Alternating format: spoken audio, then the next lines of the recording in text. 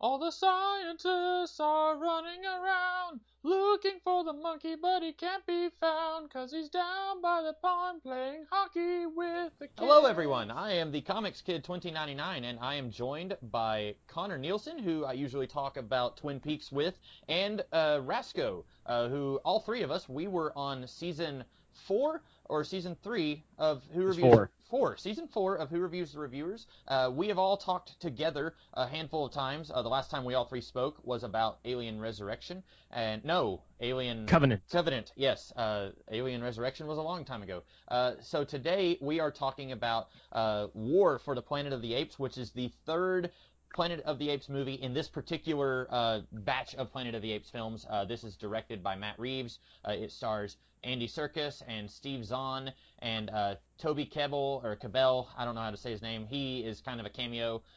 There's several, Woody Harrelson's in it. And we're just kind of going to go around the room, so to speak, and we're each going to kind of give our thoughts on it. Rasco saw this movie opening day, Rasco? I don't remember. Okay. Rasco saw it like midnight screening. I remember talking to him when he came home from the theater. Gotcha. Yeah, that's true. So it was like 2 weeks ago, and then I saw it last week, but we didn't record last week because I was busy with other things also. And then Connor just got back from the movies.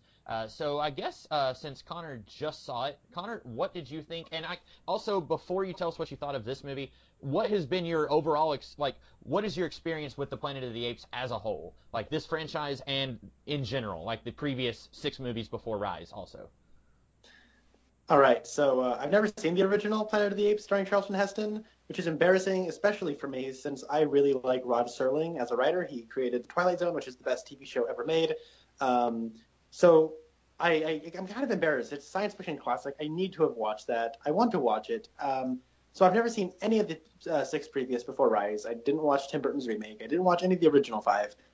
I saw Rise of the Planet of the Apes in theaters 2011, right when I was getting into film. I saw Dawn of the Planet of the Apes twice in theaters back in 2014, one of which was the worst movie-going experience of my entire life because of a child that was sitting next to me whose grandmother kept reading the subtitles out. If you've seen Dawn of the Planet of the Apes, you know like half of that movie is subtitles. And now, before watching War for the Planet of the Apes, I went back with my twin brother and we watched Rise, Dawn, and then War.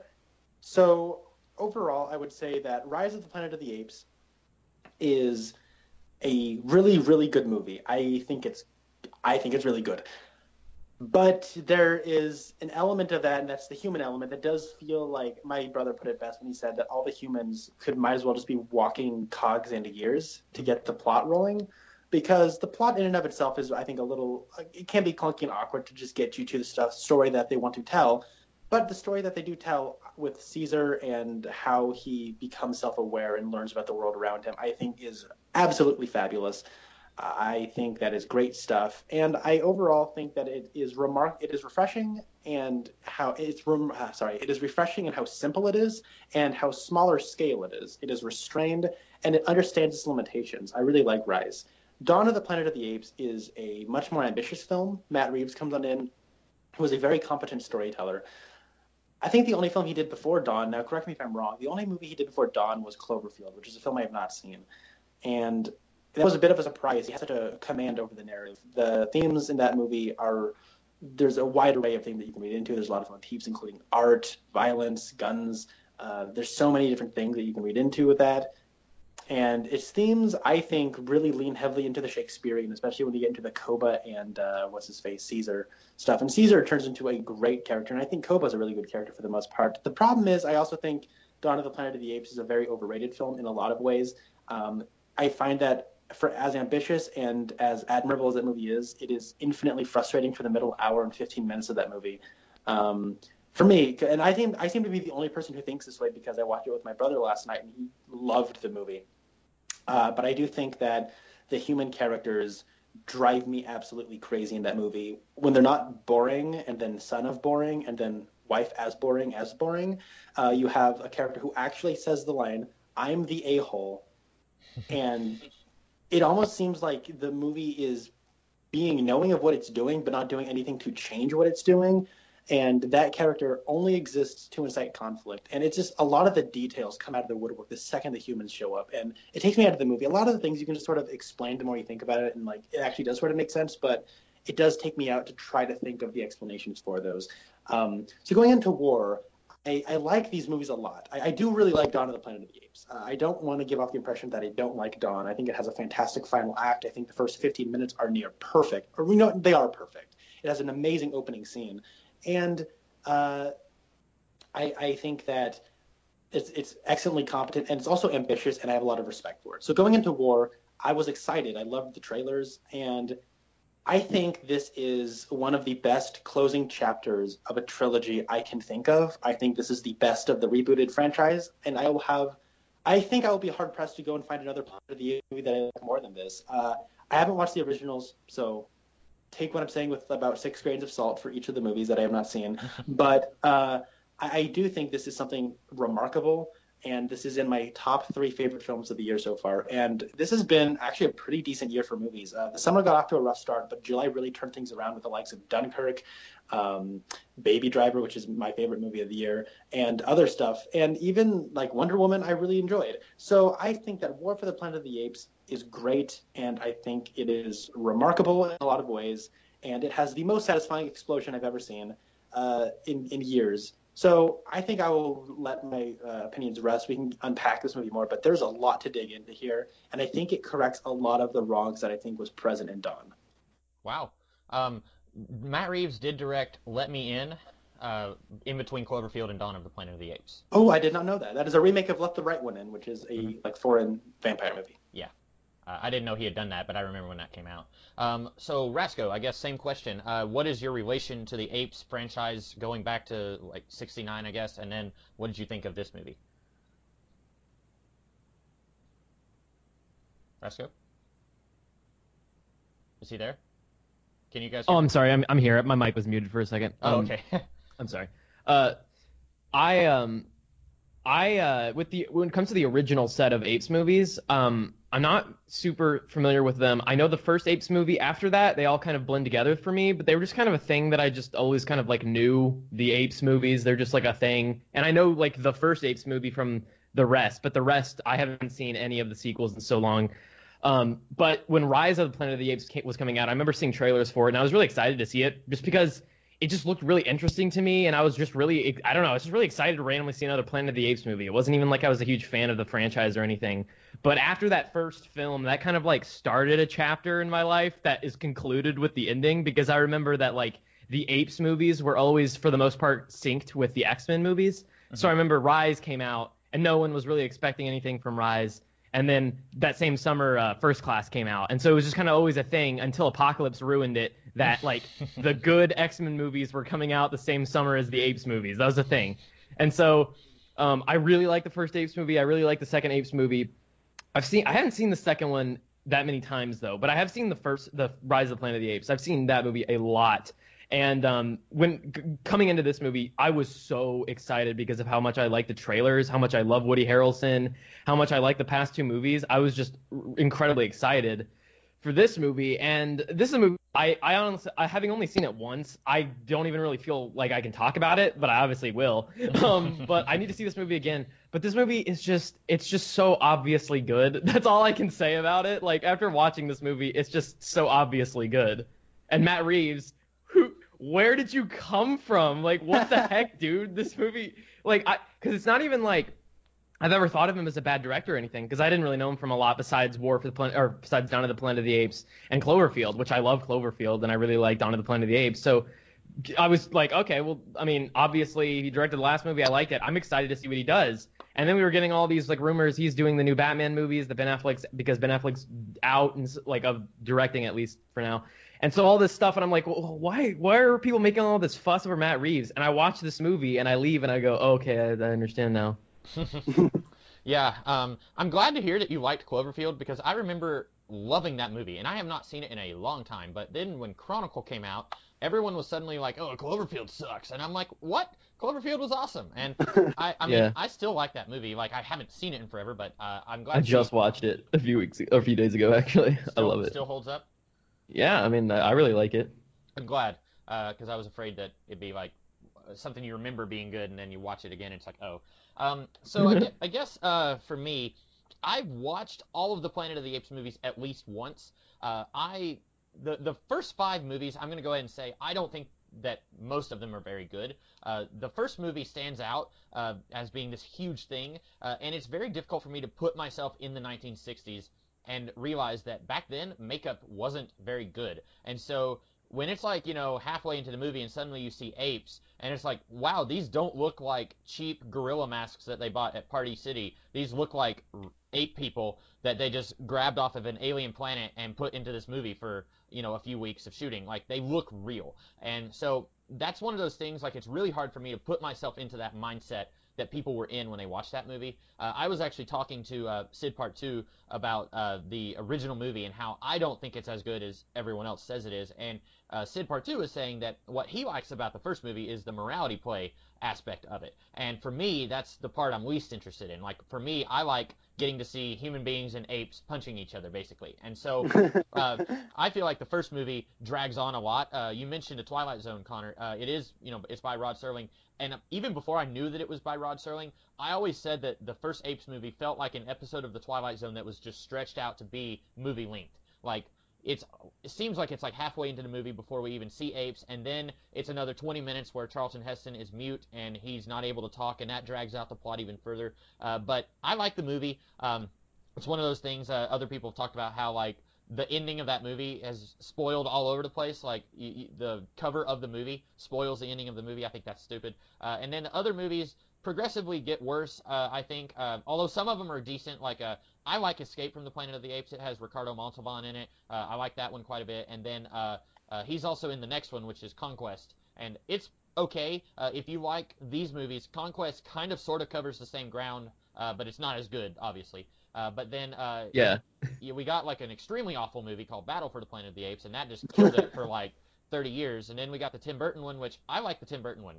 I don't think I've ever met anyone who likes the Tim Burton one, but I thought it was pretty good. And then Rise is a very good movie, but it's really slow also. And especially for me, my interest is seeing apes and humans punching each other, and it's like the last 20 minutes of that movie before we get any of that. And so it's a good movie, and I think it provides a really good reason for why the apes are intelligent, because back in the 1960s it was okay to just say, well, nuclear apocalypse and vague reasons, and the apes mutated and the humans mutated, and that's kind of a silly and cliched way to go now. And so I think having it be an attempt to cure Alzheimer's was a really good reason for why the apes are intelligent. So I like that. I personally really love Dawn. I still think it's the best of these three, so it'll be interesting for all of us to talk about this, because I think you both said you like this better than Dawn. I still like Dawn quite a bit, and I like this one a lot. There were times where I was just thinking, like, it's okay, but then there were times where I was just, like, wanting to just fist bump, like, right there in the theater. Like, I was just like, yeah, this is awesome. So I like it. I think it's pretty darn good. I can't wait to have it on DVD so I can watch it again. I think, to your point, I like slow, boring stuff. Oh, you'll love the first one then. Well, I mean, what I mean by that is I like stuff that most people would call slow and boring. Mm-hmm. I think that's why, someone like David Lynch is one of my favorite filmmakers. He makes very slow movies. And one of the things that I enjoyed about this movie is it's paced like an epic movie. It feels longer than it is. It is 2 hours and about 20 minutes with credits. And I didn't know how, like, when you watch as many movies as I do, and I'm not trying to sound conceited here, but when you watch as much movies as I do, and you know how long a movie is, there's a thing in screenwriting where by this page, and usually one page equals 1 minute of screen time, by this page, this thing in the structure needs to happen, and then by this page, this thing in the structure of our screenplay needs to happen. So when it translates to screen, you have a general feel of, okay, I know by this point I'll be this way through the movie. And so when I watch a movie, it's not, I most of the time know how much of the movie I have left to go. So there's a brief nature to movies when I watch them. And what's really cool is when you watch a movie that is this methodically made and under a director who has this much command over his narrative, that I want to just hang out in this world and the story that this person is telling and creating for as long as I can. And I want to breathe in these characters. I want to breathe in this world. I want to observe every snowflake falling from the sky.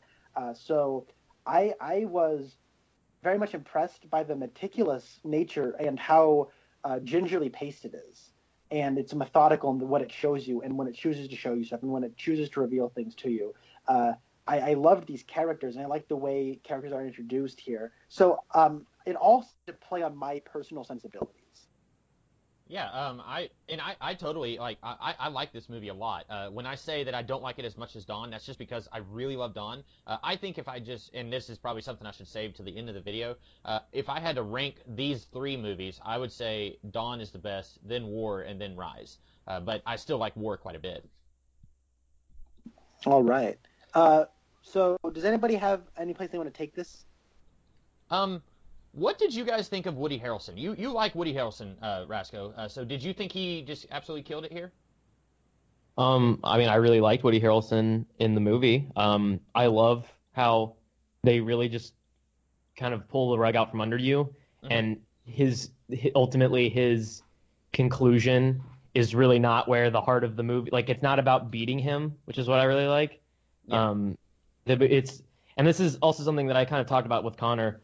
And I think that his character's just existence in the movie is a big part of this. I almost don't even think of this movie as like a science fiction movie, the same way that the first two are. So like the first one is a science fiction movie in that, like, when you strip it down, it's very basic about this thing that through a science fiction conceit becomes more than what it was, and now it's something closer to a human, and that's like the story of Rise of the Planet of the Apes. It's about, like, it's almost like Frankenstein in a way, which is kind of cool. It's like actual Frankenstein, not like the meme version of Frankenstein that everyone thinks is Frankenstein. But the second movie is very much still kind of a sci-fi movie in the sense that, like, it's about two civilizations, and one of the civilizations is a highly intelligent one, but it's not us. So there's still a lot of sci-fi. This movie, to me, is almost thematically unrelated to anything science fiction. And that's what I think is real. And it's not completely, like, because there's a little bit that I like to go into with Woody Harrelson's character, because I keep hearing people say that he's crazy, and it really bothers me, because I think that the whole point of his character is that he's literally not crazy. He's incredibly pragmatic. But anyway, I don't even know where I was going. But anyway, I almost think that what's really cool about this movie is that it's, like, almost not even a science fiction movie anymore. Like, it's almost completely removed from that and almost just entirely about a character, the same way that, like, Ben-Hur is about a character. Like, it's that. It's kind of like how we were talking about the Alien movies, especially the first Alien movie is a horror film. And it's like, yeah, there's a spaceship in the movie, and it's set in outer space, and there is an alien in it, but it's not a sci-fi movie. It's a horror film. This is a war movie, and it's like, well, duh, it's called War for the Planet of the Apes, but, like, it really is about, like, the effects of war on not just a culture, but, like, the individual. It reminds me a lot, you mentioned Shakespeare earlier, Connor. It reminds me a lot of, I don't know how versed in Shakespeare you guys are. I'm not, but, like, I took a Shakespeare class in college, and one of Shakespeare's plays is Titus Andronicus. It reminds me a lot of that, and how that's very much about how, like, violence begets more violence, and this kind of reminded me of that. So like you said, I didn't think of it much as a sci-fi movie. I mean, by this point, I'm not saying, like, oh, it's talking apes. That's something really silly and not very realistic, so this is a silly, goofy sci-fi movie. I'm just looking at it as these are characters with motivations, and these are characters with motivations, and they clash, and it's like a war movie, like I said. So yeah, I totally agree with you on that. Yeah.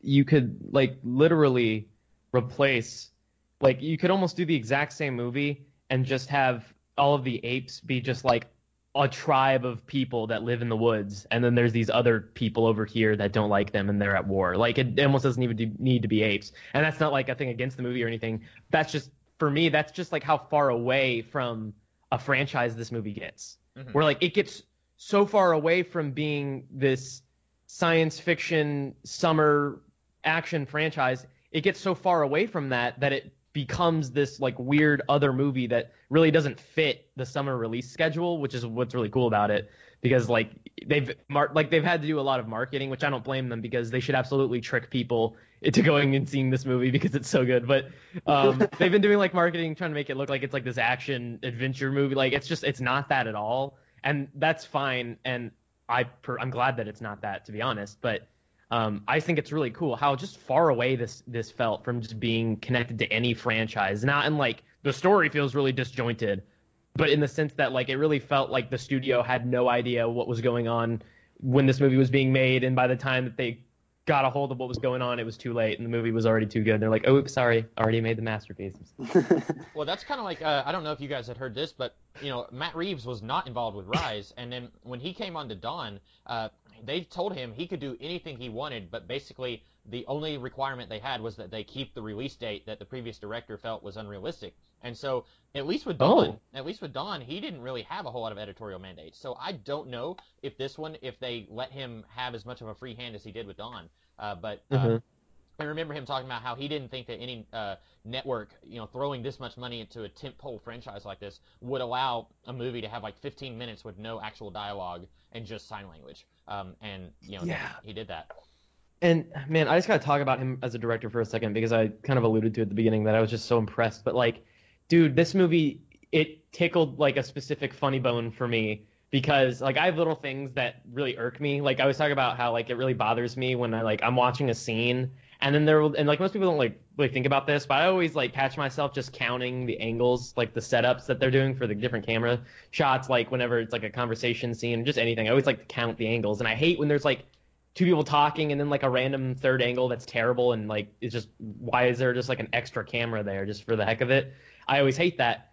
This movie is so deliberately pieced together. There's no like random kind of like lazy shot that's there for like half a second, you don't really notice. Like every shot in this movie, for one, is like almost over 10 seconds, which is pretty ridiculous today.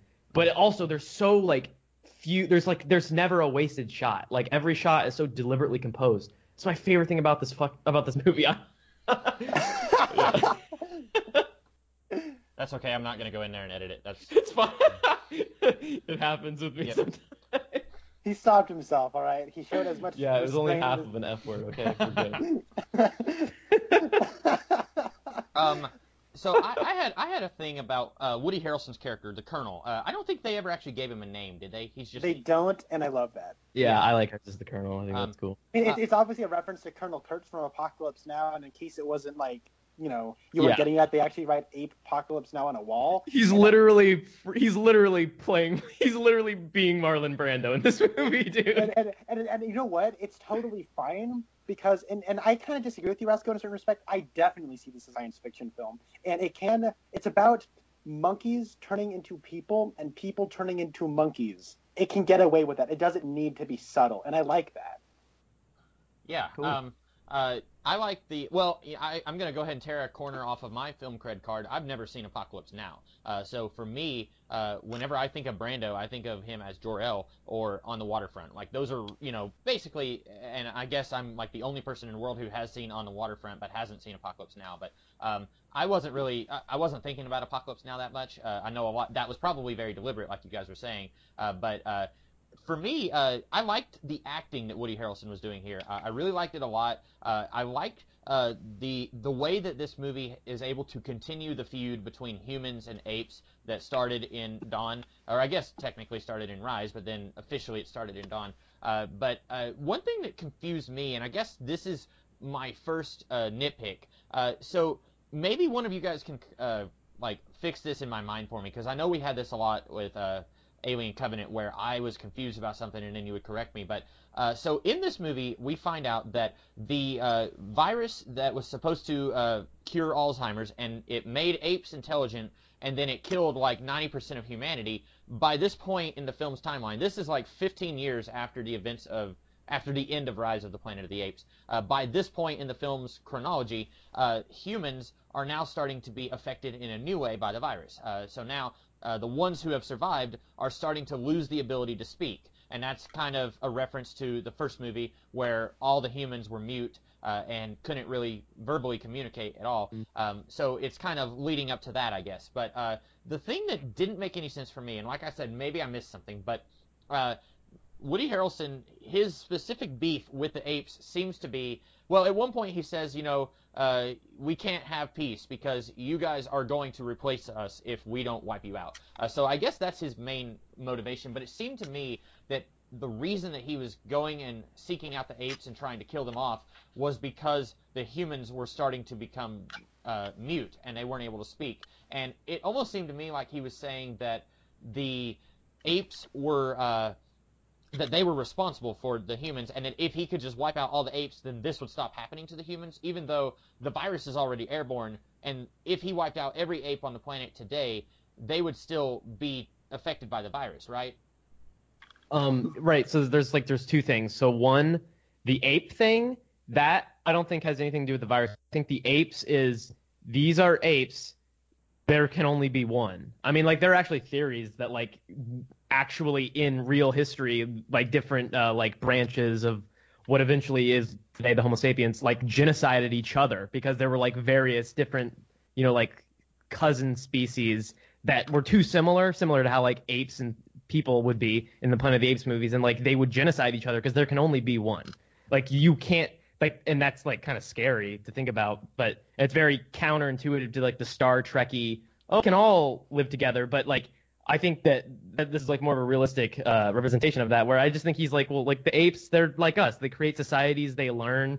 To them, the world and right and wrong, it revolves around their existence as, like, a community, not us. So, like, it's us or them. But then, specifically, though, he's talking about the virus. So everyone has it. So it's kind of like in The Walking Dead, for example, everyone has the zombie virus. If you get killed, you will wake up as a zombie, right? Mm-hmm. So with this, it's like everybody has the virus, and if you're not dead, it just means that you're immune, I guess, right? But then I think it's kind of like just like the flu, where now there's like a new strain of the virus coming around, and that you can catch that and you go mute. So like that's why Woody Harrelson catches the virus from the little doll that the girl has because it has a little bit of blood on it. Mm-hmm. Right, so like as far as I'm aware, it's not the apes, but I could be completely wrong because I've only seen this movie once. But I don't think that the apes. I think that the apes, it was more of just like we have to kill you, like. Yeah. So the thing is, like, the airborne virus isn't keeping them smarter. At least, wait, no, it is. No, it is. Yeah, that's because the other apes from other zoos were also intelligent. I just realized the contradiction of what I just said as I said it. I'm sorry, everybody. But just because the apes are alive, this does not mean that the humans will die. I think this is Woody Harrelson, and he's going out of ignorance. He has a theory that if we kill all the apes, then we won't have a virus, right? Is that one of his things? Like, at least that's a theory he has. That was kind of how I read it. But at the end of the day, he's a nationalist, right? Yeah. Right? I think we can all agree on that. Like, the people from other places, we got to get rid of them. They think I'm crazy. Everything needs to be the way I need it to be. If you're mute, you're dead. He basically creates a cult of personality around him. I disagree, actually. We're gonna build a wall. That is funny, but yeah, and I'm not trying to make. I mean, it's inevitable, the comparisons, right, between the current political climate. I don't think that this is directly commenting on the political climate. I think it was written too early to. At least I think it was. But it is a thing where I think that he believes in the purity of humans, and he wants only the strongest people. And I think he's lying to himself, where he's denying the inevitability of the human nature, at least of nature taking over humans. And I think that people going mute is a really interesting callback to when the cure for Alzheimer's originally did cure Alzheimer's, but then it stopped working, and then nature came back with a vengeance. And I think this is nature continuing to work its way in the flu, in the simian flu, that is making, not only is it killing humans, now it's making them mute. It is nature punishing those. And I think that at the end of the day, when it comes back to the avalanche at the end, I think that is the ultimate linchpin of nature has the final say in this movie. So you know when Woody Harrelson's talking to Caesar and he tells a story about how he shot his son? Yeah. Really good scene. Right. So what I love about that scene is that, like, one, it's like a really sad kind of like finding your purpose kind of moment. Like the movie like the M. Night Shyamalan movie Unbreakable, it's about like Superman finding his purpose, realize, this is what I'm meant to do. It's kind of like just pretty much a Superman origin story. That's kind of what happened with him, but in a really messed up way, where it's like, I'm the one that has to be willing to kill other people who are infected because I'm the one that can do it. I'm like, it's literally, he's Batman from The Dark Knight. It's Alfred's little thing where he's like, you can make the choice. And now you can make the right choice. But that's literally what it is. It's like he's in a position where he is capable of making the decision that no one else is. I mean, he's the prisoner in the boat in The Dark Knight that goes over, when the prisoner goes over to the guy and he's like, give it to me. Yeah. I'll do what you should have done 10 minutes ago. Yeah. That scene, if that guy had actually like detonated the other boat in The Dark Knight, that he would have been Woody Harrelson, because Woody Harrelson's character isn't playing the game of, this is a really tough decision and I know the math, A and B equals this, but I'm maybe there's another way. Maybe there's a third way out, right? But to him, it is going to be us or them, right? The only guaranteed way that humans will live is if we kill every person that's infected with the new virus, and if we kill every single one of these apes that we can, because we're at war with them, because we can't be here together. And like to me, it's like, he is the character who can make the decision no one else can. He's just like actually capable of making that kind of decision. Like, he can actually choose to do that. He can take that kind of like, he can live with that on his head, in his heart. He can live with the fact that he's willing to kill everyone who's infected just to ensure the human race will survive. Because to him, it is a very simple equation of, people are sick, this disease will destroy humanity, they have to die, or else humanity will be ruined by this plague, right? Mm-hmm. And so for him, it's very much a matter of, this will cause this, and even though it's a hard decision, I'm going to make the decision for us all. And it's not even about, and also it's not even about killing all the apes necessarily. Like, he's not putting them in a concentration camp in this movie because he wants to like just genocide all the apes. He's only doing that because he's really at war with all the other humans left in the world, because he has that line where he's like, the moment they started talking about how they could maybe create an antidote or something to like fight this virus, that was the moment I realized they didn't understand. Mm-hmm. Right? Like, he does kind of have like this a little ignorant kind of understanding of like of science, where to him it's a matter of like, messing with science is just across the board bad. But at the same time, he's got this like incredible like pragmatic brain, I guess, where he's able to just completely look at something as scary as, you gotta kill everyone who's sick if you want humans to continue to be the dominant species of this planet. You gotta be willing to just genocide people, and he's willing to do that. Yeah, and that's, go ahead. Oh, and so that's what I say when he's nationalistic. I'm not saying he's like, America, yeah. He creates a cult of personality. He creates, and anyone who's not. What do you see? You walked right into that one. I did. I absolutely did. But anyone who is not like in his regimen of, you don't talk, you're out of here. You're a part of the problem. You're dead. And so we're gonna. Whatever, right?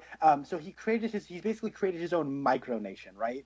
Mm-hmm. Full of its own military, its own slave labor, etc. And he's kind of going to war with a bunch of other micronations, but his is nationalistic, right? Would you guys agree with that or no? Yeah, I think so. Based on what I know about that word and its meaning. Rasco, you? I mean, I guess in a sense it's kind of like by definition that way. Yeah. And I mean, and of course, Matt Reeves is pulling off of like World War II like skinhead propaganda imagery to kind of go off of it too, right? I don't know. I don't know that. Maybe. I don't know the history of that. It either has nothing to do with zombies and only to do with the fact that Woody Harrelson looks like Marlon Brando when he shaves his head, or it is the exact opposite of what I've just said. I'm gonna go with what I said that. So what do you guys... So I guess my confusion just came from the fact that really Woody Harrelson has multiple agendas going on. It's kill the apes because they will eventually replace us if we don't, and also kill the humans who are becoming infected with this new strain of the virus. And for some reason, in my mind, I was conflating the two, and I was thinking that it was all part of one motivation, but really he's just got multiple things going on. I think... Yeah, Go ahead. I'm sorry. Yeah, I kind of figured it out a second ago when I was like talking about it. Like, this part of this conversation got cut out because of the little like part of the dropped call. But anyway, I kind of figured out in that point. I kind of understood something about the movie, and that's like his plan with the monkeys being in the concentration camp. Whether or not he thinks that humans and apes can live together peacefully, like, it's irrelevant. He probably doesn't, and he probably does plan on eventually, fully extinguishing all the apes. But that battle to him the concentration camp, that's only a part of his plan to help him fight the other humans. He's only enslaving the apes so that he can build his fortress, the wall in his fortress, so that when he fights, he has like a better chance against the other forces. So like it's not like he has like some big master plan almost. He just kind of has like a couple different things that he has to deal with, and he deals with them all in different ways. And sometimes how he'll deal with those things is actually useful for dealing with another one of his issues. I agree. Yeah. It's kind of cool. Yeah. Oh, definitely. Yeah. And I think it's one of those things where if I watch the movie a second time, it'll make a lot more sense to me. But just watching it once, I was a little confused. But now that, like I said, now that we've talked about it, I figured it out a little bit, and I was like, oh, okay, that makes more sense. So what did you guys think of the character Donkey? So I think there's like donkeys is like a position, right? I think so, but I think there's just one donkey in the movie, right? Yeah, I mean, Winter becomes a donkey and then they kill him. And Right, then okay. he has a weird Koba nightmare. But yeah, no, there is like the one big one. I'm a little questioning of his allegiance switch at the end. The scene's awesome, and I loved it, and I wanted to fist pump the air when it happened. But it is interesting. I like the whole idea of he's just trying to survive, and he's all about himself and not about anyone else. And I think he has a line, "This is how I survive." Mm-hmm. I did Because like you don't think that he's just going to kill you after he's done with us. He's like, yeah, no, I'm completely sure he will, but I will be gone by the time. Right. Yeah, like that's what's kind of cool about it is that like because he's a donkey in the first place, but previously was working for Koba, at first that seems like it doesn't really seem like it would make any sense at all. It seems like the people that would be for Koba would be the last people that you would think would join the humans. But it actually makes sense in that case because, well, no, it's not a matter of like any sort of underlying principle or belief or allegiancy. It's literally survival for him. And that his arc is kind of about developing at least some sort of allegiance or like I guess principled stance when it comes to being like honorable, I guess, right? Because like the end, it's kind of like, you know what, Caesar, I'm going to side with your cause because of what he does, right? Because it's prior to that, it is just survival, like you said, until it's not. And I think that's what's cool about that. I'm just a little curious what causes that shift. Me too. I was a little curious because I mean he's watched Caesar get crucified and whipped and all of that he was totally okay with, and then suddenly it's like, yeah, I'm on that guy's side now. I like the idea of the arc. I just wish, and it's one of those things where this is a really busy movie and you've got several characters who each have something going on, and so they probably wanted to do more with him, but they had all these other balls they were juggling, and so this one just kind of didn't go as far as what they were intending to go with it, I'm guessing. Maybe. And I think maybe rewatching it, I'll pick up on things between their conversations that I probably didn't pick up on. Yeah. And that was just one of those minor nitpicks where when he turned around and threw that grenade at the human who was about to shoot Caesar, like, I was just like, really? Like, like you said, like, what made him at that moment make that choice? But it's possible that I missed something also. I just had, like, a few tiny nitpicks in the movie, and that's what, going back to the beginning whenever I said I like Dawn better than this, like, you like this movie better than Dawn, Connor, so, like, it's, for me, it's the other way around, and I just had tiny things. There was no huge thing in this movie that kept me from liking it more than I did. It was just some little things, not even a lot of little things, just a few things in there. Okay. And I'm sure, like, a lot of the stuff that bug me about Dawn of the Planet of the Apes aren't even problems, they are just nitpicks. But they just really grate at me. But I do think, like, the Tool character is a legitimate problem in Dawn of the Planet of the Apes, especially since his whole purpose in that movie is he's only here because he just conveniently used to work at the dam. And then he screws everything up by still bringing a gun in his lunchbox or something. And then they're like, you know what? We can do it without you. Wait, what? Why was he even here to begin with? Yeah. I think that is a legitimate problem with that movie. But it is mostly a taste thing. Speaking of which, I guess I will talk about really my only complaints with this movie. Okay. One is, and they're mostly taste things. I think I do question what was the switch for the donkey character, and I'm not talking about a humanoid donkey. I'm talking about an ape who's called Donkey. Rise of the Planet of the Donkeys. Shrek, I'm a donkey. Shrek, there we go. Eddie Murphy. James Franco. Seth Rogen. That would be the best movie. Joseph Gordon-Levitt. I'm just trying to imagine who each of these actors would Michael play. Cera. Hey, Michael Cera playing the Woody Harrelson I work at a role. zoo. My favorite animal is the donkey. They told me not to feed it this one thing, and I fed it, and ever since I fed it the wrong thing, it just started talking. Oh, that's great. Anyway, what was I even saying? Okay, so that character of the donkey, he switches. So I'm a little confused. By that, maybe I'll pick up on stuff on repeat viewings. You haven't really chimed in on that, Raz, but I'd like to hear your thoughts. But before that, I think that Matt Reeves is kind of like the quintessential post-Nolan filmmaker, where I don't see a whole lot of Nolan influence on his style per se. I just see like, oh, this is just how we make movies now in a post-Dark Knight, post-Inception world. No, I 100% agree with that. Very similar. And again, this is a director that I think is very of his own, he's of his own feather, whatever. But like Denis Villeneuve.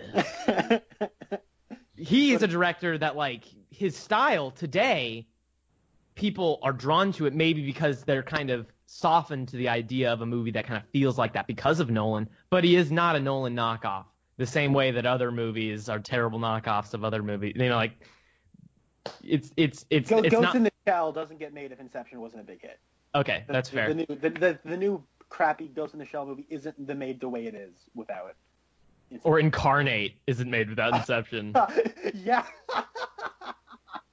But I understand exactly what you mean, though, that, like, Matt Reeves, to me, like, I do get a very, like, this is a post-Nolan boom, like, the Nolan boom filmmaking world. And just, like, I like what you're saying there, Connor. And now, I think that Matt Reeves' biggest strength, and this is where I see a lot of the Nolan stuff, is he has such a command over his narrative, and he's juggling quite a bit of balls, and he's doing it, I think, with a lot of grace. I think this is a classy, graceful movie, as depressing as it is. And a lot of that is in the filmmaking. My only, and this is, again, a taste thing, I can't really discern a specific style from Matt Reeves that discerns him from a pack. But that's not to say that won't come with time. For right now, he's just really good at telling stories, and right now I think it's all he really needs to be. But I think, like, a 10 out of 10 would be, like, if it did have that very distinct directorial stamp of style on it.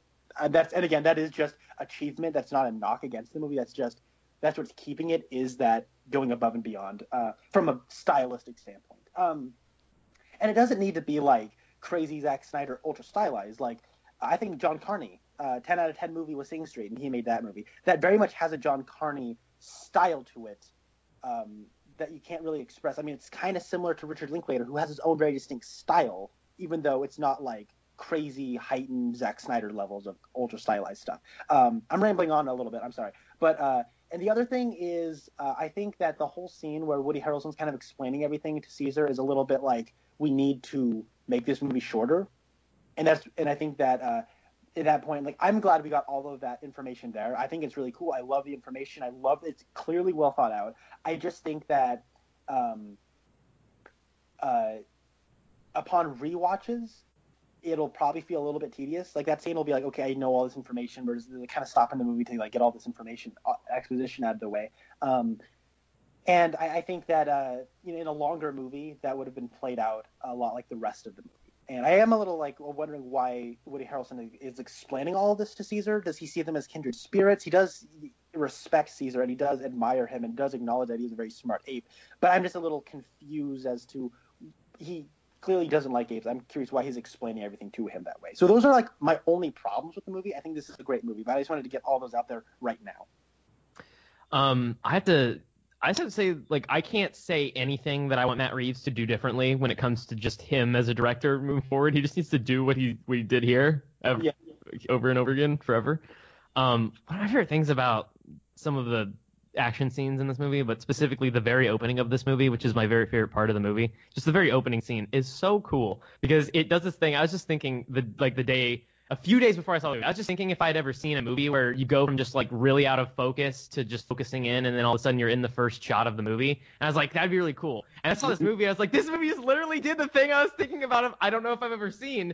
And it's just like a small thing, but when something like that happens, it's like, oh, this is destiny. I was meant to see this movie right now. And I'm watching it, and I love how it, like, because everyone always makes fun of how like the titles are just really arbitrary and don't really make sense. Like Rise of the Planet of the Apes doesn't really have to come before Dawn, and like they're just kind of there. It's like whatever. And I like how it like puts them in a very literal context where like now they work. It's like they rise, and then there was a dawn, and now there's a war. Okay, you did like whatever. I was one of those people who was like, technically, a dawn would come before they would rise. Like, I was one of those people saying that. Yeah. And then in that scene in that movie, I was like, okay, it's like they were, like, the director just turned, like he's just staring right at me through the screen, like, all right, are you happy now? Can we get on to the movie? Happy now? You jerk. Can I make my movie now? Anyway, well, no, I kind of get why it's Rise of the Planet of the Apes, because it's a revolution movie, right? Like, we're trying to rise of the apes. Okay, but then, like, when you put it in a sequence of Rise and Dawn, all of a sudden it becomes a little, doesn't a Rise come after the Dawn? But I do like the context. The Rise is darkest just before the Dawn. Rise is honest just before the war, okay?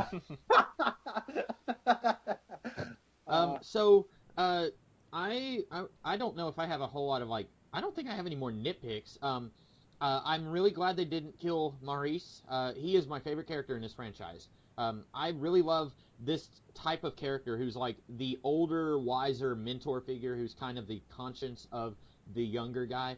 They did that in the Hobbit movies, and I've never read the Hobbit book, but I don't know if they did that in the book, but in the movies you had Balin, who was kind of the same type of character as Maurice here, and I don't know if either of you ever watched the Gargoyles cartoon of the 90s, but Hudson was a very similar character for Goliath. I really like that type of character, that archetype, and I don't know how else to describe that character, or if there are any other types of characters who are fitting in that archetype, but I love Maurice here, and I was really, really afraid they were either A, not going to have him in the movie, or B, they were going to kill him off, and I'm really glad that he is still alive so far. Who knows, if they do, when they do a fourth movie, they may jump ahead like 50 years, and they may already killed him off by then, but I like Maurice. It starts off with his funeral. And I will cry the whole movie. Like, I'll just, not even just like a quiet, like one manly tear dropping. Like, I'll be ugly crying like throughout the whole movie. Like, they'll have to escort me out of the movie, and I'll just be like, oh, Maurice. But Maurice he's the Mac of the Apes movies. He's like Mac from Indiana Jones 4. Oh yeah. What? That's Maurice, the heart and soul. I don't even get that. He says, Caesar. I'll be alright, Caesar. That's what I was gonna say. Okay, so Maurice, so you were working with the humans? No, I just lied about being a double agent. So what are you, a triple agent? So I'll say this: Maurice has like always looked real, right? Mm-hmm. I went back and I saw Rise of the Planet of the Apes on DVD, and I went, wow, it looks like an actual orangutan. And then I saw the second one. That he's a CG, like the CG looks good, but he in the first movie, it's like, oh, I guess they just had an actual orangutan there for him. Yeah, like the CG's always been great in these movies, and it just keeps getting better and better. But Maurice has always looked real. It is insane. There's that whole part in where he's looking at the little girl who eventually gets named Nova, which is a wonderful scene, by the way. But it's just a really long, extreme close-up on his face. And I could not believe what I was looking at. It looked real. It was, I can't express it. Like, the helicopters at the end, I was like, yeah, those are CG. Maurice looks real. There are several shots where it's like even Koba and Bat Ape looks real. Caesar looks real. Like it's like I can't believe how good these apes look. Yeah, they reach a level of like quality in this movie that is so astonishing that it's just like I can't. It's the coolest thing. It's so cool. I agree, and I used to be an idiot, and I will tell you why. Because way back when Rise first came out, I was like. I was mad because it's like the Apes movies have always been human beings in really good makeup, and now they're doing CG, and I don't like that. And I was like, I want this to be humans in really good makeup, just like they always did before. And now I'm totally past that. Like, I'm with you guys. This looks really amazing, and these movies would be quite a bit sillier if it was human beings in makeup. Like, even as good as the makeup was in those earlier movies, it would not be the same quality of filmmaking. People would be laughing at these movies, and I'm glad that they did what they're doing now. And at the same time though, like I don't understand why. Like, okay, there's a way in which you play apes ruling the world as kind of lame, and people don't like it.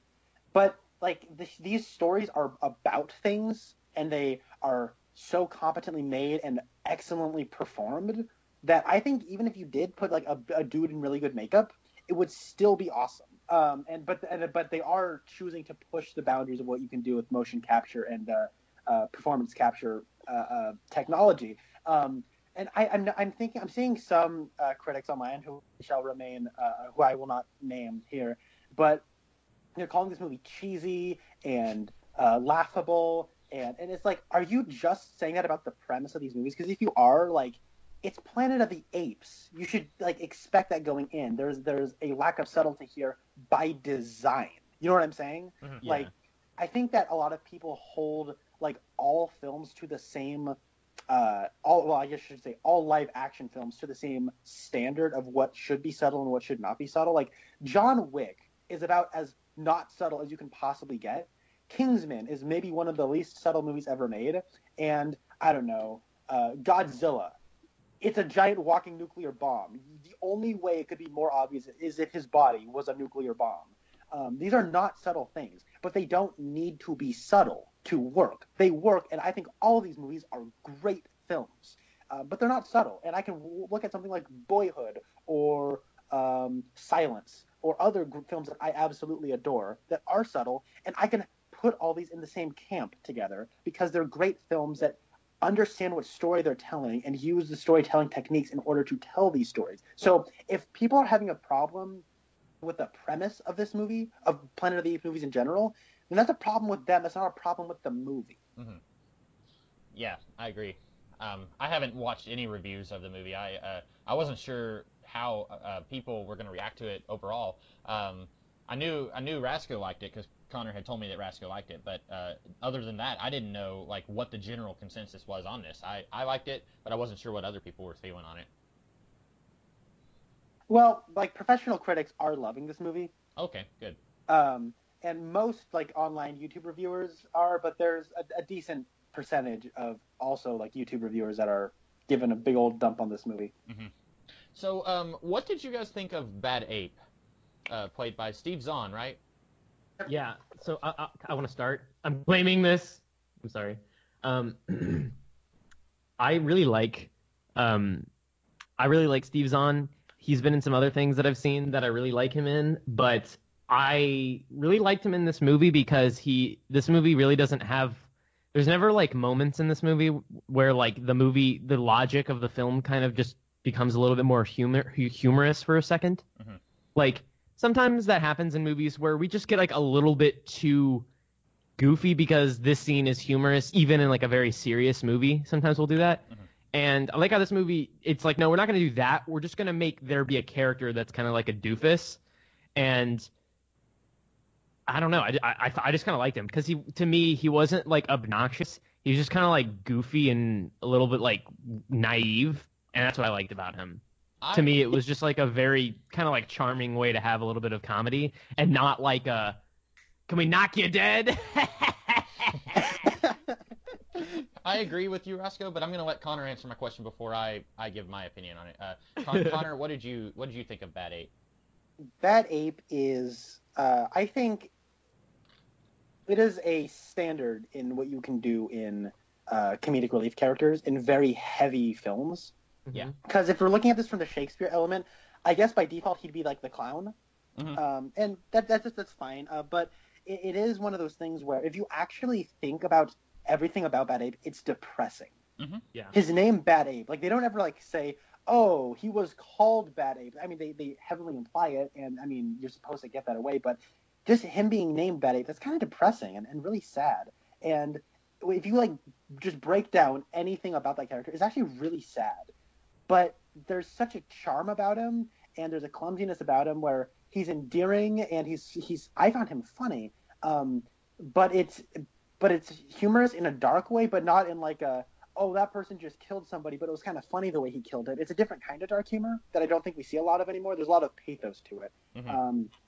And extremely impressed by Bad Ape. I thought he was a highlight of the film, actually.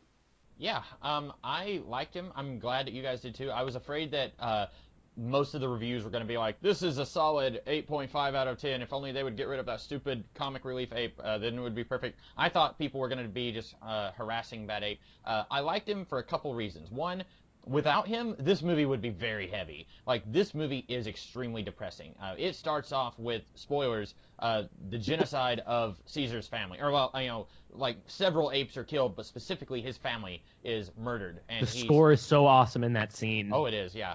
But, like, when you hear Woody Harrelson say King Kong is dead, and at first you're thinking, like, oh, no, don't do it. And then it's like, oh, they did, oh, no. And, like, you know, it's from that point on, the mood pretty much stays that depressing. And so you need something to, every once in a while, inject a little levity into things. And I'm glad that they found a way to do that. I liked almost all of his funny moments. I mean, some of it was just like, okay, like when he fell into that little hole, that's more just a plot contrivance. I didn't mind. But like the binoculars scene, I thought was hilarious.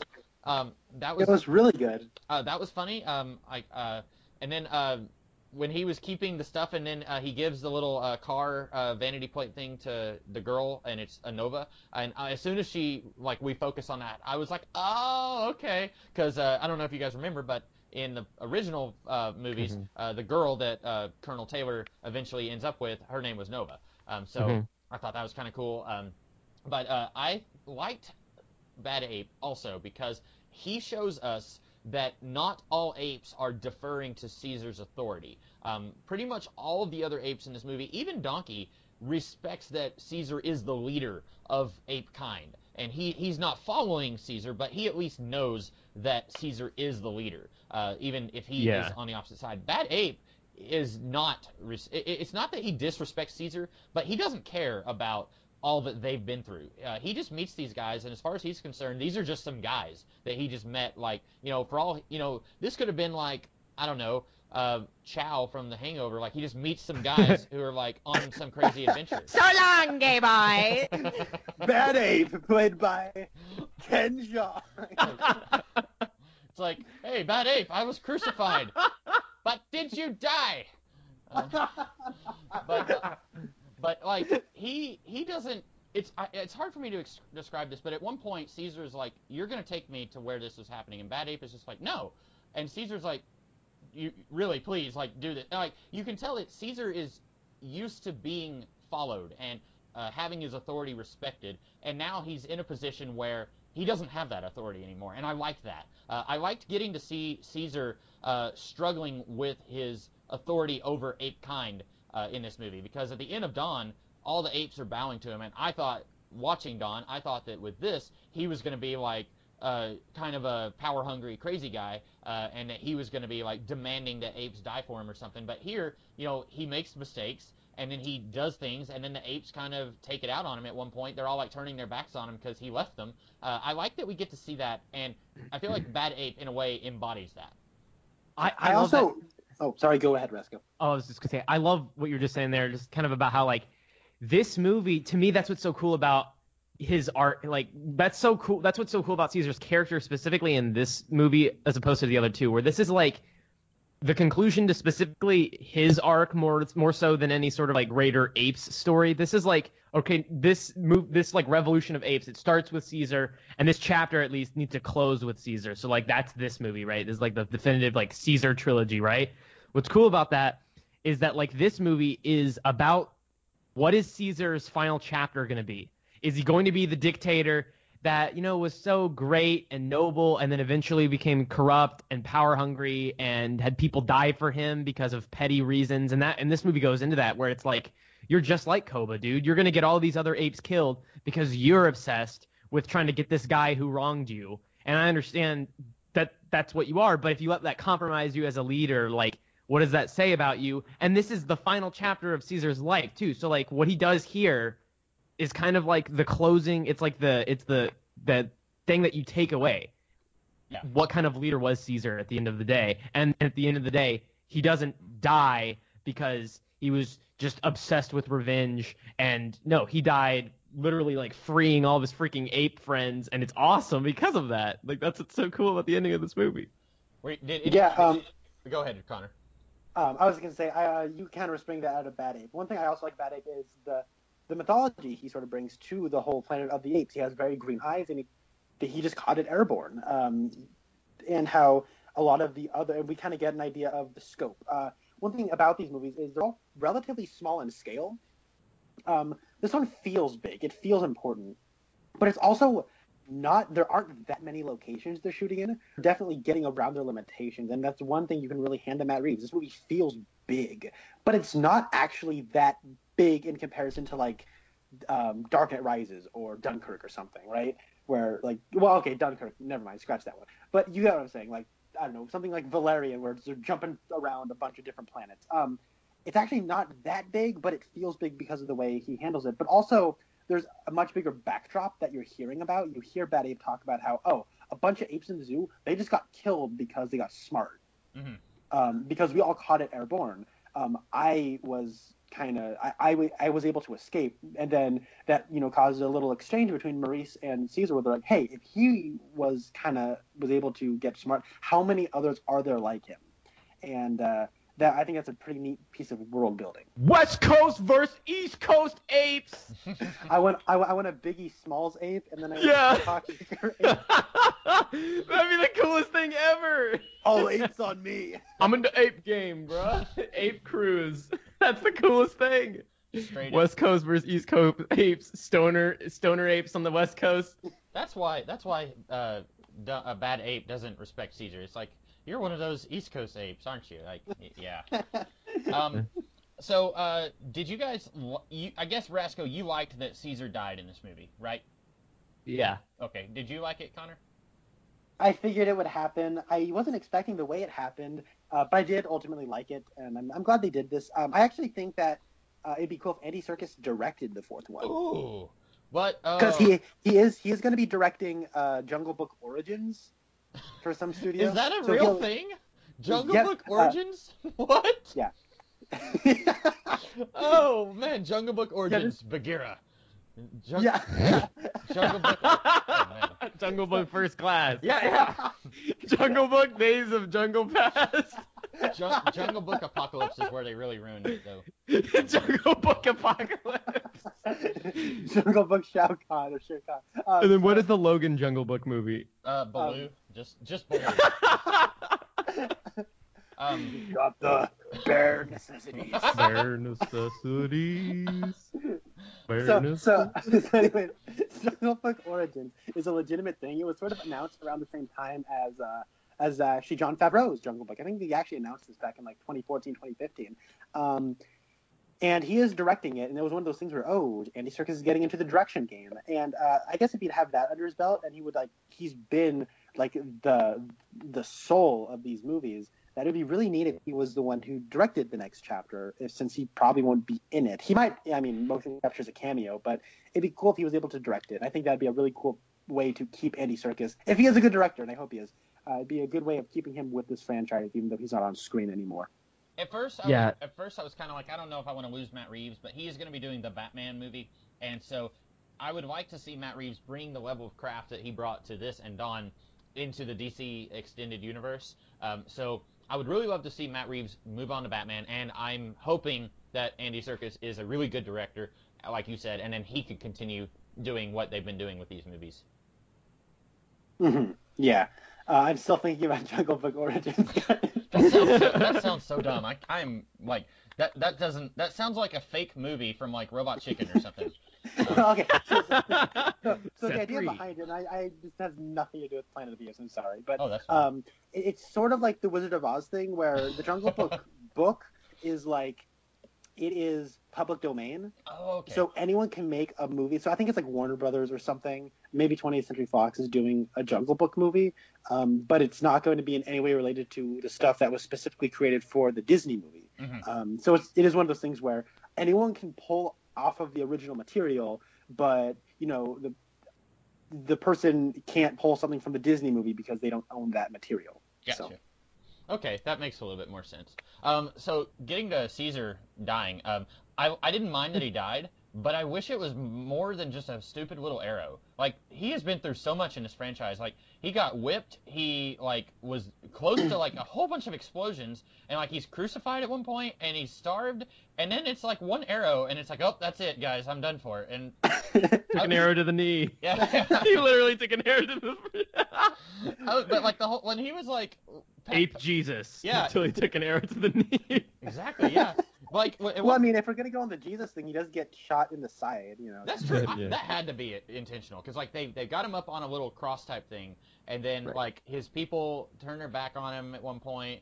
His followers, like his close inner circle, they kind of reject him at one point. It's got to be intentional. And you know what? This is actually a much better Jesus parallel than anything I've seen in years. Superman, eat your heart out. The thing is, I wish, like, this is one thing, this is like what I wish what I would have done. This might have not even be successful.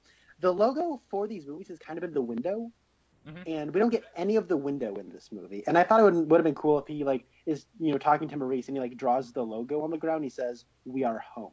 And that's always been, like, the symbol for home for Caesar. Yeah. In their little, like, civilization in Dawn, before it gets burned down, they have that, like, wooden window image on their like commune entrance. So Yeah, it's always sort of been around. I didn't even think about the window, but you're right. That should have been there to kind of close out this trilogy. And I think, like, I don't know, panning down to the ground. I mean, they panned up to this before they said goodbye, but I think maybe panning down to the ground might have been. I don't know. That's something I would have done, but oh well, it's fine. I figured Caesar would die because everyone's like, oh, you know, there's gonna be a fourth one, but this is definitely the ending of a trilogy. So Caesar dies. So then I walked in, and he did. It was sad, but I was prepared for it. And, you know, though, Caesar, I want to make, like, a list of the best science fiction characters from this decade, and Caesar would be on that list because he is a great, great character. As much as, like, there have been things about these movies that I just, you know, didn't really care much for, specifically the humans, up until this movie, Caesar has always been awesome, and this is really the first time where he is the lead of the movie, and he more than carries this handily. Yeah. And he could say anything, right? He could just, like, explain all the thematic subtext of the movie and make it just surface level text, and I would be cool with it because the way he talks is he carries himself with so much dignity, and you have to respect him just by looking at him, right? Like, he's just so cool. Every word he says, I'm at the edge of my seat, just grasping at every word he's saying. yeah. I agree. I think the next movie will take place 3 days later.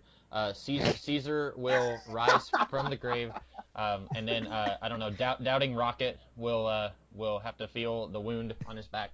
I don't know. Easter of the Planet of the Apes. He'll be like, first there was a rise of the Planet of the Apes, then a dawn, then a war. Like, it'll just keep, like, 6 movies. Genesis of the Planet of the Apes. Well, that was Genesis of the Planet.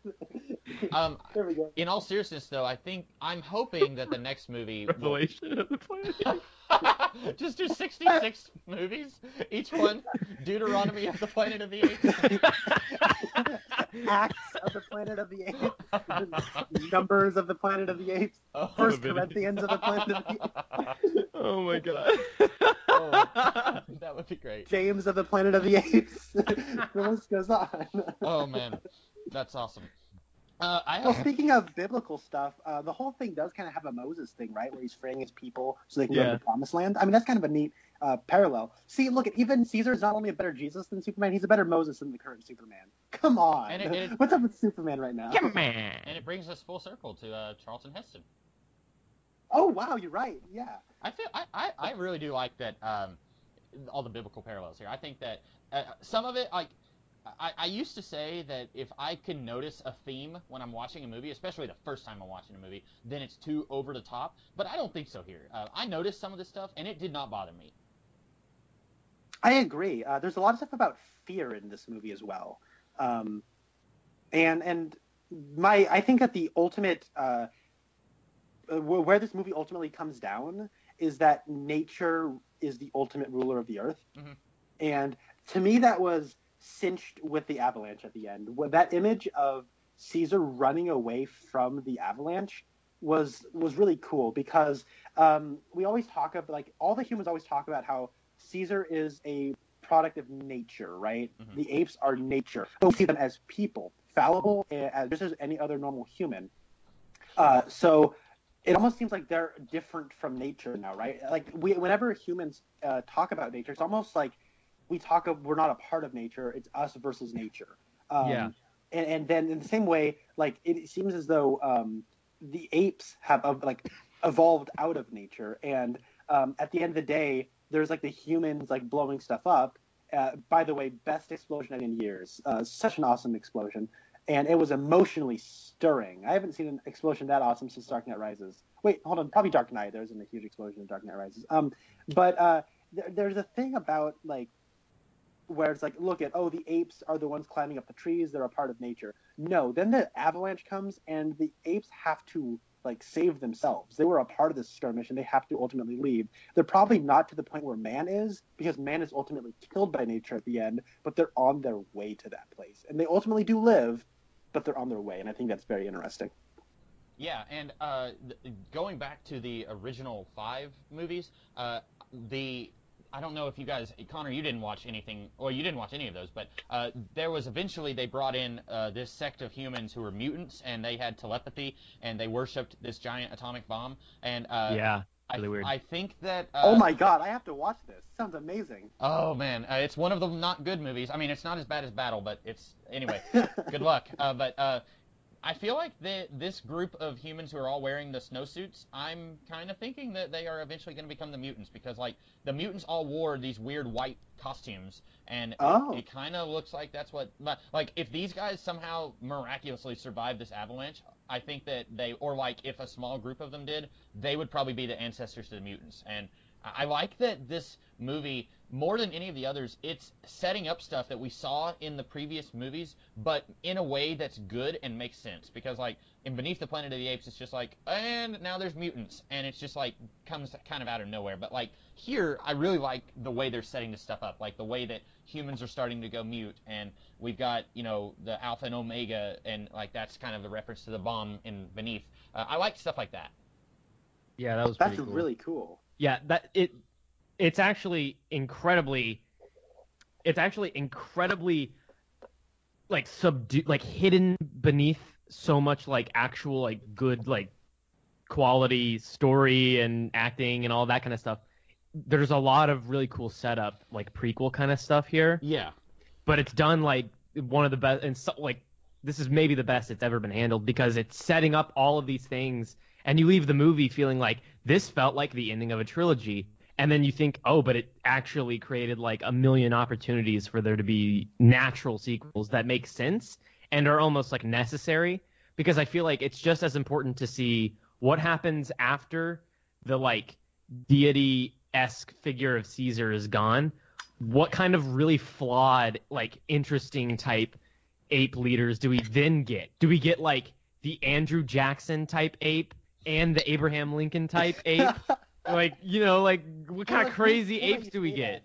Well, it's really cool that you say that, because I want to see like the way the world progresses. Like Nixon ape. I'm sorry. I'm not a human. So, there's somebody trying to break in. I want Woody Harrelson's head on a plaque. So we'll have to have another orangutan be Trump ape, and then. So anyways, the one thing that I think is really cool Trump on the Planet of the Apes. Campaign for the Planet of the Apes. Wall over the Planet of the Apes. Wall of the Planet of the Apes. Fucking goddamn. Oh, I'm crying. Anyway, what I'm trying to get at is like we have this whole thing where it's like the people who lived through World War II, right, have this very strictness and reverence and respect about like World War II. And then the farther and farther we get away from World War II, the less and less people take that stuff seriously because they just didn't experience it. Right. Like, you hear a lot of people making Holocaust jokes, right? And that's just what people do. I'm curious to see the way Apes progress, where it's just like, yeah, who cares about that Caesar guy? He was old and whatever. And then, Koba, he really knew what was up. He was all about revolution. You know what I'm saying? Like, you'll see, Koba Marx. Yeah, Kubo Marx. Kubo Marx. Kobo Marx, my bad. It's about combined Cuba Gooding Jr. with Karl Marx for some reason. Anyways, like it's just gonna be interesting to see how generations change, how they turn into like the snooty, oh you measly little man animal of like Millennial the apes. stuff. Yeah. Yeah. I just crossed Battlefield Earth with Planet of the Apes to anyone with sharp ears. I have never seen Battlefield Earth. Tearing another corner off of my film credit card. I know that's a cinematic classic. It's really weird how in common there are a lot in common with apes and Battlefield Earth. It's really weird actually. Yeah, like they're man animals, right? Yeah. Man animals. The name that makes no sense because it acknowledges within its own name that it is not an animal. It is a man. Does it have anything to do with that movie, The Manimal? Wasn't that a movie with that one guy? Oh yeah, him. Oh man, you know who I'm talking about, right? The guy. Right, obviously. Oh dang it! You don't know who I'm talking about. Oh man, I'm gonna look. No, up. I don't. He was the guy in Benchwarmers. Okay. Hold Rob on. Schneider? Yes, Rob Schneider. Wasn't he in something called Animal? No, it's just called The Animal. The Animal. Okay, well. Oh yeah, that movie is so stupid. Okay, well that whole joke that it's all stupid and I was wrong. So anyway, that doesn't make any sense. I'm sorry. Getting back to the prequel thing that Rasco was talking about, how this sets up does a really good job of setting up later movies. This is what I wish that the X-Men movies did. Starting with First Class. When I watch these movies.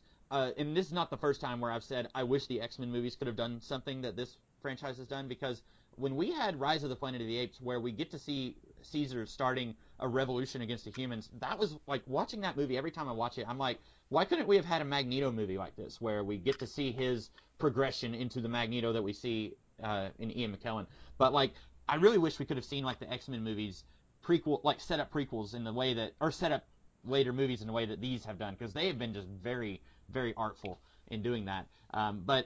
Also, there was something else about, you know what? I lost it. But, Nova. Okay, so, when we first see Nova, I wasn't even thinking, oh, she's mute like all the humans in the first Planet of the Apes movie.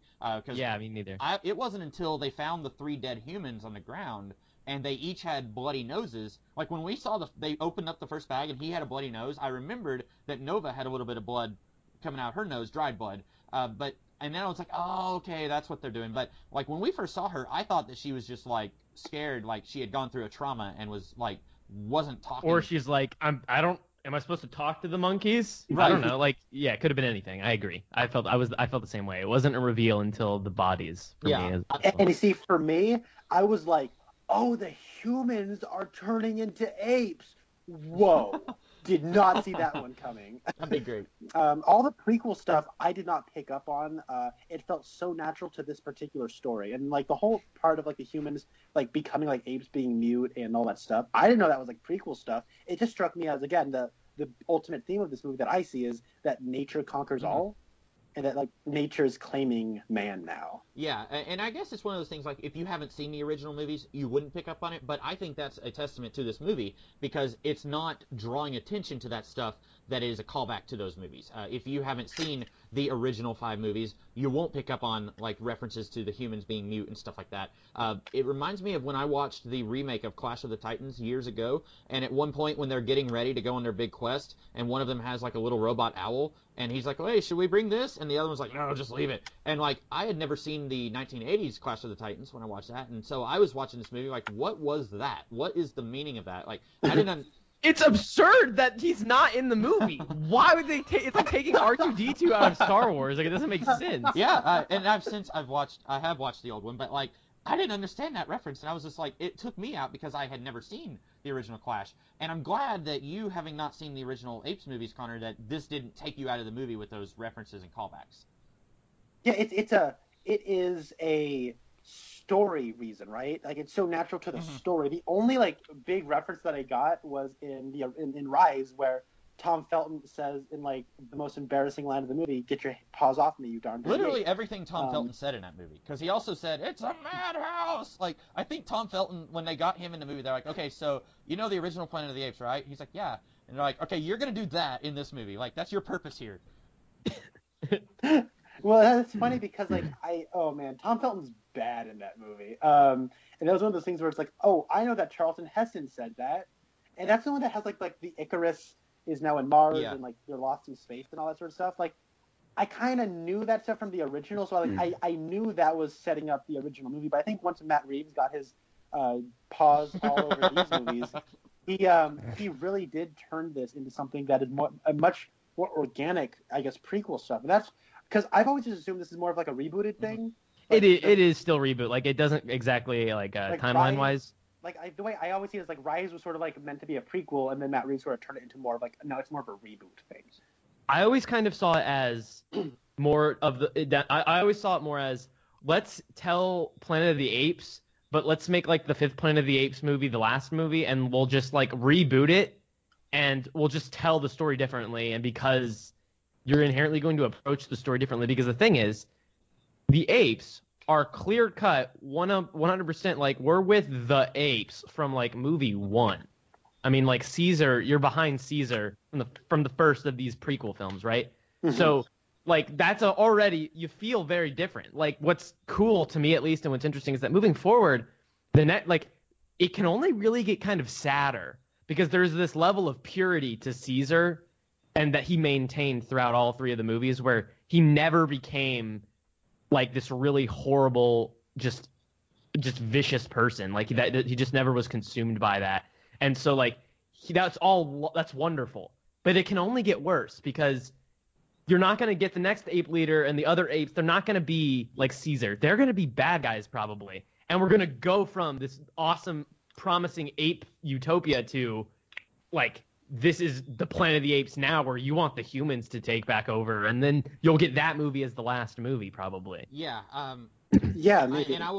Because they set up the rocket. They set up that to happen. Like, they set up the rocket launching in Rise of the Planet of the Apes. Were either of you expecting when the camera pans up? I was looking so close at the screen. I was like, okay, a rocket is going to come somewhere. Like, it's going to land. We're just going to see the rocket start to come in, and then it's going to cut to credits. Like, I was really expecting that. But no, yeah, I was thinking, like, for me at least, I thought that they were for sure, like, we're pointing up to the sky because there's a piece of the story that's gonna come from there eventually. Like, there's like a whole thing with space and stars and all that. Like, that'll be relevant eventually. But I wasn't expecting her to actually be like a spaceship. But because it just didn't really make sense. I was like, well, you'd have to go, like, there'd have to be more time has to pass before humans can come back. Yeah.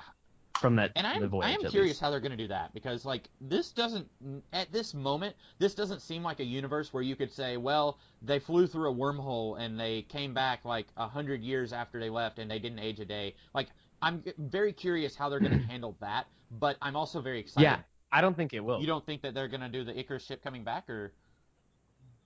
No, I think they will. I think because of Nova. Think of how old she is. Okay. I think that, like, age her up to the appropriate age of her character from Planet of the Apes, and then it was just in real time. There was no wormholes. They just went on a space voyage that was that long, and then they got back. You could maybe come up with they were slightly delayed, or any number of things could have happened, or maybe they did go through a wormhole. Who knows? But, like, I don't think they will, because I think that you can just, like, she's 25 in the next movie or so, however many years you want to jump, and if they come back then, yeah, whatever the lead, she's like around the same age as him, and you don't have to have a wormhole, is what I'm saying. But they could. Jai Courtney's playing Charlton. Jai Courtney, oh my God, Shia LaBeouf. I want them to. No, Optimus! Caesar, where are you? Caesar! I want them to. Cornelius! He sees the Statue of Liberty. No.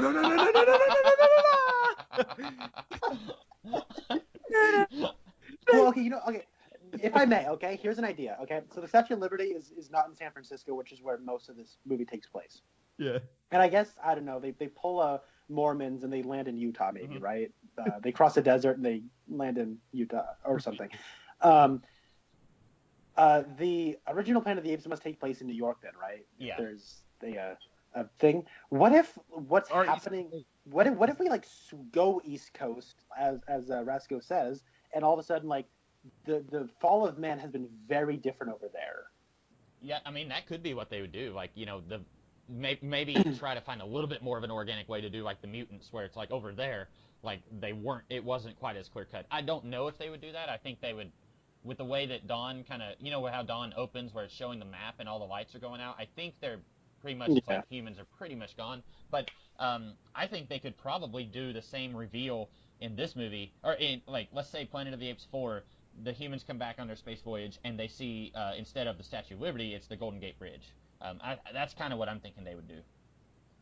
Oh, okay, that's a perfectly fair way to do it.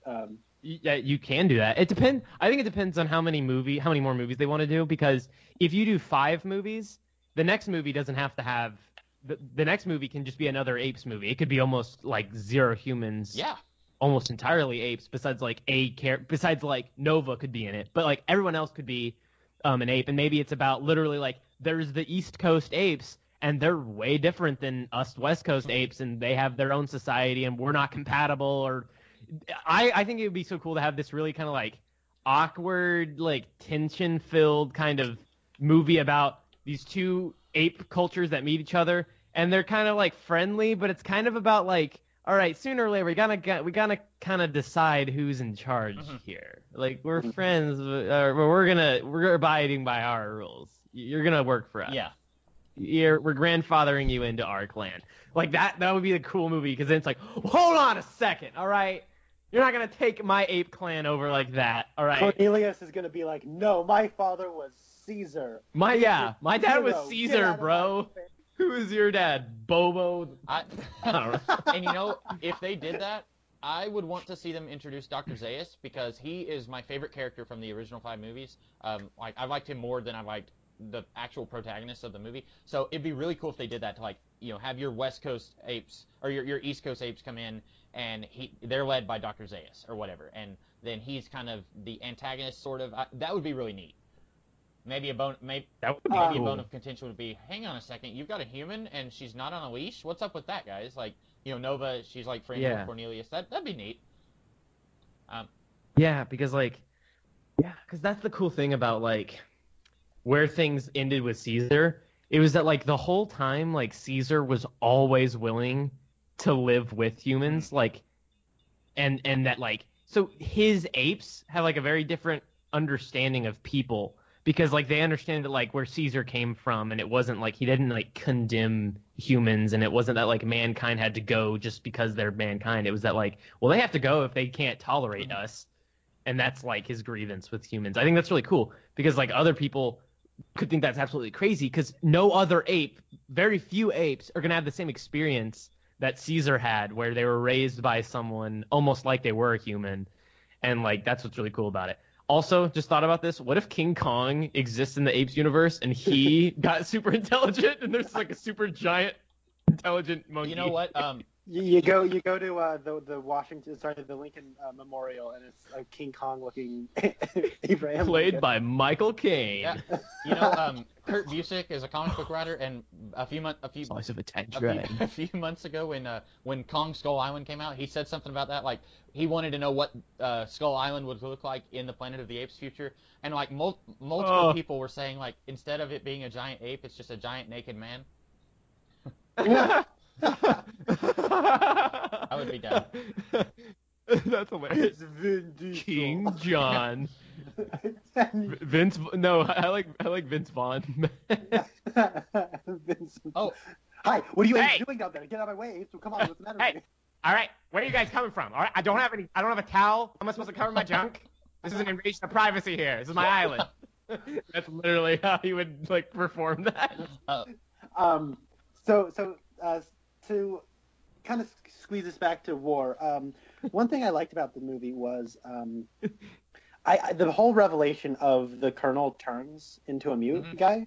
How do you guys feel about the big scene where Caesar gives Woody Harrelson the choice? Because I actually picked up on the revelation that he turned to mute like 10 seconds, I think, after I was supposed to, where he can't really talk. I just figured he was drunk. Oh yeah. And then it cuts to the doll, and I went, oh. And what I really like is it's all visual. Like, you see his child's photograph, you see Booze, you see the gun, you see the doll, you see him. There's a lot of ways you can read this, right? Like, he took the doll and it made him think of his child, or he took the doll, forgot he had it, he realized he couldn't talk, and then he looked at his child when he got drunk. You know what I'm saying? Like, you can read this a lot of different ways, but I think it ultimately does paint the same picture of what you see at the end there. And I think it is really kind of neat where, because when you don't see him up there, I thought one of two things was going to happen. Either, he just cowarded out and left, or like, you're not seeing him up there when they open the door, like when they crawl out of the hole to like escape, he was going to be like, sayonara monkeys, and then shoot them. I thought one of those two things would happen. I was not even considering the idea. It was out of my mind. Like, it was out of mind that he had touched that doll. I forgot about that. It was kind of subverting my expectations. So that was kind of neat. I was talking with Spencer after we watched this, and he said that he kind of would have liked it better if he killed Woody Harrelson, but not out of malice, but out of mercy. And that would have like been more of a. But I also think that giving him the choice to end his life is enough of mercy. How do you guys feel about that? Okay, yeah. Here's why I don't want Caesar to kill him. I don't want Caesar to kill him because I don't like the easy thing also being the good thing. Like, I want it to be really hard for Caesar to do the thing that is actually like kind or like merciful. Yeah, I was. And it's too easy for him to kill him and be like, well, I'm doing you a favor as well. That's not as hard of a decision. Yeah, I guess it is a bit of I'm having my cake and eating it too, because I get to have revenge, but it's also justified. I get where you're going now, because I like where we ultimately end up, but it was a question that I do think is kind of interesting. Yeah, I was hoping that Caesar would say, like, no, you don't get to kill yourself. That, like, I was hoping Caesar would just take the gun away from him and say, you have to live like this. I don't want you to get to die and, like, end your suffering. Like, you hated it. You thought this was just the worst fate for a human. So, like, I was hoping that Caesar would, like, make him suffer and make him live like this. So I was kind of thinking in a totally different direction, I guess. That's interesting. That would have been a really neat thing, and it would. Maybe you could also have a callback line like where he says, "You are not ape" when he kills Koba, which says like "You are not human," and then he leaves him. Or I don't know. I think maybe that wouldn't be a good idea. Never mind. The more I'm thinking about that, scratch that. But that is an interesting idea of like, you know, the creating, like you kind of fell into the hell that you created. Like you said, like he ultimately said that, look, if you can't speak, that is the worst. That is basically hell, right? And he sort of fell into that. I think that it was inevitable, and I think that's interesting. I ultimately like where we get here, and the scene of I want to kill him, but I don't. I've seen that scene play out like maybe this is like there's a margin of error here, about 45,000 times in movies, and I figured Caesar wouldn't do it, but that doesn't take away that. My goodness, was that a good scene? Andy Serkis is acting in that scene so well, and I think that scene was very intense, and it was one of the best examples maybe the best example I can think of is I'm gonna kill you, but I shouldn't kill you, so I don't kill you. So. Yeah. Did you guys have any final thoughts? I don't think I have any major things to say. Rasco, I think your microphone's muted if you're trying to say something. I like monkeys. I like that Caesar is talking like a lot more fluently this time around. He in the last movie it sounded like it hurt to speak, and he spoke 3-sentence words often. And this time he sounds like a lot like Andy Serkis. He still has that gorilla sounding that chimpanzee surrounding large lungs, large diaphragm. So he has a deeper, more growly way of talking, but he still sounds like Andy. He's sounding more and more like Andy Serkis. I think that's really cool. And I always like the idea of Caesar being like a step of evolution above the rest of the apes. Like he's signing before they're signing. He's speaking while they're still signing. And now they're beginning to get speaking and he's more fluent. I really like that idea. And I like how they followed through on that. It was a little weird to me that it took Maurice this long to speak because he was in that batch of first apes who got exposed to the gas, and he was signing before he was even exposed to the gas. But that's a very minor nitpick. Like I said, like it's just almost not even worth mentioning. But like, well, I mean, he does talk in the second one, right? I don't know if he ever spoke with words. Did? Yes, he does. He turns to. He says run. Boring okay. son. Yeah. He tells him to run. So that was kind of I think the only word he spoke. I forgot in the about second that. movie. Yeah. I really like Maurice as like just a teacher. Like they don't ever say this is Maurice. He's the teacher. Because in the second one, like when we just get the establishing 15 minutes of ape culture, we see him teaching kids. We just see it. And then this time around, he's very sensitive to the child. He says, "No, I can't leave her." Like it's part of his moral code is he can't just leave a child. And I think that's this is really why neat. Maurice is the best. He's better than all of us. And I love the part where he gives Nova her name, where he says like she's like, "Am I an ape? Am I an ape?" And he can't call her a human, right? Right. Because I guess she's been socialized and has kind of sort of grown up in this area where humans talk, all right? If you don't talk, you're not a human. You might as well be an ape. And she's like, "Oh, am I an ape? Am I cool like you guys?" And he says, "No, you're Nova." And I think that's awesome. And he speaks that, and it's so sweet. There were so many moments where like this movie got to emotional places that were completely justified and earned. The big battle scene at the end was emotionally stirring and riveting, and I can't stress this enough. Those explosions were awesome. Michael Bay wishes he could make explosions that awesome. Because it's not how big the explosions are, it's about what they mean. It's about the weight of the explosions. And my goodness, when that place went up in flames, it was one of those. Yep. It was like being liberated, right? Yeah. Definitely. Rasco, did you have any final thoughts other than liking monkeys? Which I agree. No, I really do like monkeys, and this Andy Serkis, you're a freaking beast. You should be in the Hall of Fame of everybody ever on Earth that was cool. Totally, I second that. I think so. We all liked it. We're all excited for what they're gonna do next. So is it confirmed that is Matt Reeves coming back, or is that kind of just assumed that he's not coming back? I have no idea.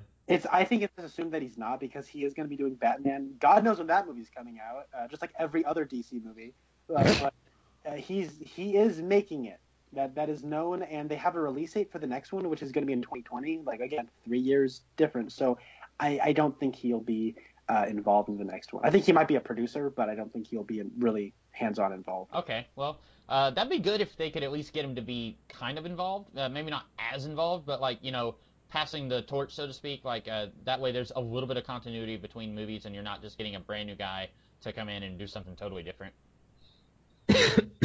I imagine that at the very most they think in terms of like trilogies, or maybe they think in terms of like, well, we'll make 5 movies. And I think that if there's only going to be 5 movies, I think that he knows what the last movie is and what the next movie is, at least in like an assignment sense. So we're like, hey, we need a screenwriter to write the script and then give the pitch for the next movie. Like, I think that he probably has like a general kind of like, this is the prompt for the next film. And that like he knows what the next movie is at least going to be, in the sense that like if you had asked him what's War for the Planet of the Apes going to be, and he'd be like, oh, it's going to be kind of like a internment camp Holocaust movie with apes, like he could say that maybe. Yeah. I think he could give you like that amount of detail in regards to what he thinks the next movie is going to be, at least. That'd be cool. Yeah, and it's kind of funny. It's like everyone just assumed this movie would be called War of the Planet of the Apes. Like, I mean, they would call it War Planet Apes, right? Because at the end of the second one, it's like war is coming, and so we're like, oh, so the next one's gonna be War for the Planet of the Apes, and then they said, guess what? The next one is War for the Planet of the Apes, and it's gonna be interesting. I wonder what they call the next one. As much as we like joking about these titles, I do like Civil Rights Act of the Planet of the Apes. Because that's one of those things is I like how pulpy and throwback these titles are. It's like Rise of the Planet of the Apes, Dawn of the Planet of the Apes. Like they're very throwback B movie. It's kind of like how The Empire Strikes Back is a really silly title, but it's a really good movie, and it doesn't matter how goofy the title is. Like that's the same thing here, where it's like, sure, it's a silly title, very on the nose, but it's a great movie, so who cares how silly it is, Well, no, yeah, like it gets to literally just like bask in its ridiculousness and play it so straight to where it's like, what? Are you laughing? Why are you laughing? And like I think I compare that to would be like Metal Gear Solid. The video games like are ridiculous, and they're called Metal Gear Solid. That's a ridiculous title. Yeah. But like they get to just own how ridiculous they are. Like, people who know those games know what I'm talking about. They're crazy games, but they're awesome. So you just kind of like, you know what? You get to be awesome and crazy, and I don't get to question why people like it. Isn't the third one called Snake Eater? Yes. Oh, okay. Because, like, I mean, like, we can also turn to the James Bond movies, right? Like, the fourth one's called Thunderball. Yep. There's Yeah, not which a that's ball, awesome, and too. there's no thunder. But it's an awesome title. That's an awesome title. Like, I love that title. That's the coolest thing. Blade Runner is another one of those titles. That's a ridiculously awesome title. Also, I just every time I bring up Thunderball, I have to express it has two of the most beautiful women I've ever seen in any movie ever. It's the reason to watch it, other than Sean Connery. Anyways, so yeah, War for the Planet of the Apes. This is my third favorite movie of the year, right behind Baby Driver at number 1 and Logan at number 2. Comes in right above Lego Batman at number 4. So. Oh, okay. Great film. Yeah. Can we just like think for a second? Like, actually, like, what could the next movie be called? Like, do you think at some Like, at some point they're going to do? It may not be the next one, but like maybe the fifth one. Do you think at some point they're just going to do Planet of the Apes and just call it that? Like, that's what I was thinking. Like, what do you call the one that is pretty much like the remake of the first film? Like, what do you call that one? Do you call do-over of the Planet of the Apes? Return to the Planet of the Apes or something like that? Like, Return could work if it's the humans coming back to Earth. yeah. What about Afternoon of the Planet of the Apes? Right? Back to the Future of the Planet of the Apes. I think they could bring in the multiverse and have Mark Wahlberg come in from the Tim Burton Ape universe. Multiverse of the Planet of the Apes. Hey, I'm gonna talk to a gorilla now. Hey, how you doing, gorilla? Oh my God. That'd be great. I was in Planet of the Apes. Do you see that movie? Oh wait, I'm in that movie right now. Oh, Connor, you should know there is a Lincoln Memorial scene in that movie. I know. Okay. I didn't know if you knew about that because you said that earlier. I was thinking like that's crazy because there is that thing, but I didn't know you knew about that. I did. I've been reading these ape history books. That Koba guy, he was a bad monkey. Guys, I think we just found a Transformer. Oh wait, wrong franchise. I think that's we get. Anybody got a Bud Light? Get him and Shia LaBeouf together, and it'll be a Transformers reunion. No. Oh yeah, I really want to see him doing that, like to the Statue of Liberty now, like. So yeah, I guess that's is that about all we had to say? Yeah, pretty much. Well, I think we all liked it. We're all saying to go see it. Very, very satisfying movie in this very satisfying series of movies so far since Rise. Yeah, so I guess I am the Comics Kid 2099. I'm Connor Nielsen. And I'm Shaboa Rasco. Alrighty, and we will talk to you guys sometime in the future. National Guard is running around looking for the monkey, but he can't be found 'cause he's down by the pond playing hockey with the kids.